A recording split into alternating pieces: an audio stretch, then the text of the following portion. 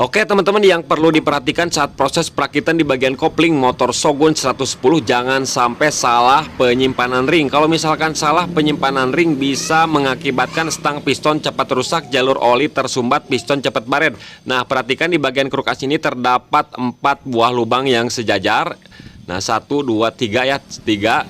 Yang bawah 1 ya. Nah, yang bawah yang saya kasih oli ini untuk pelumasan di bagian bos-bosannya. Nah, sedangkan yang di sini ini buntu. Nah, jadi masuknya nanti oli itu dari sela-sela sini. Nah, dari sela-sela broci ini ya, brocinya. Nah, masuk. Jadi bukan dari as yang saya tojos tadi. Nah, kemudian ini untuk masuk ya, setelah disaring oleh plat ini, olinya nanti masuk ke 2 buah lubang ini. Nah, atas dan bawah ini menyatu ya, teman-teman. Nah, ini terhubung. Nah, nanti dia masuk untuk melamasi bos-bosan, kemudian stang piston dan piston ya. Nah, jadi piston itu disuplai dari stang piston olinya. Nah, untuk pemasangan bos-bosan ini bebas ya, tidak perlu sama dengan titik, bebas aja bergeser, tidak masalah ya teman-teman, karena di bagian kruk asnya itu kan ada semacam nut ya, jadi dia bebas meskipun tidak sama dengan titik, tidak masalah, tidak apa-apa. Nah, kemudian setelah kita pasang nih mangkok ganda dan kampas ganda, nah saat pemasangan ring ini harus tepat.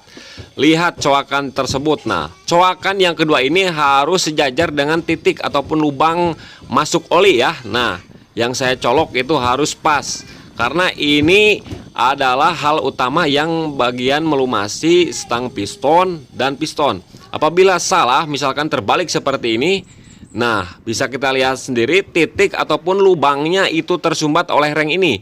Ya, tuh. Tersumbat ya, teman-teman. Misalkan ini bergeser, tidak pas dengan titiknya tuh, sama saja dia tersumbat. Bagaimana oli mau bisa masuk ke bagian stang piston dan piston? Sedangkan oli di sininya tersumbat. Nah, jadi harus diperhatikan pemasangan ring ini sangat fatal sekali apabila terjadi salah ya. Nah, piston bakalan cepat baret-baret, teman-teman. Nah, lihat tuh. Harus pas sejajar dengan ini ya. Nah, harus sejajar. Ini untuk masuknya oli setelah disaring sama plat yang tadi. Kemudian langsung pasang ring, kemudian pasang mur. Saat proses pengencangan mur yang ini, jangan sampai sekali-kali teman-teman menahan di bagian mur magnet. Ya, jangan sampai. Kenapa jangan sampai? Karena bisa melintir kruk asnya kalau misalkan terlalu kencang. Ya, bisa merubah goyangan itu tersebut, jadinya tidak senter. Jadi harus tahan aja mangkoknya ataupun stang sernya. Nah, jadi itu poin penting ya teman-teman, jangan sampai dilakukan menahan ataupun mengencangkan mur, ditahan dari sebelah kiri.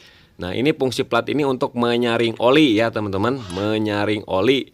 Nah, seperti itu teman-teman, poin-poin pentingnya. Hal sepele bisa menyebabkan motor cepat rusak, jadi harus diperhatikan.